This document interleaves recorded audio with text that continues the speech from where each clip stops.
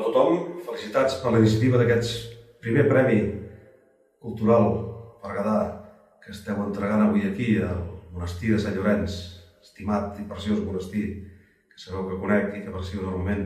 Vull agrair a en Josep Lara que m'hagi convidat a adreçar-vos unes paraules per tal que la cultura segueixi sent un d'aquests eixos imprescindibles en el nostre país, en aquest país que estem entre tots construint, cadascú des de llocs diferents, però sumant tots per tirar endavant. Per tant, felicitats, espero que aquests premis de la cultura del Berguedà tinguin llarga trajectòria i que en definitiva serveixin per visibilitzar i posar en valor allò que tanta i tanta gent del Berguedà està fent d'una forma a vegades poc lluïda o poc reconeixement públic.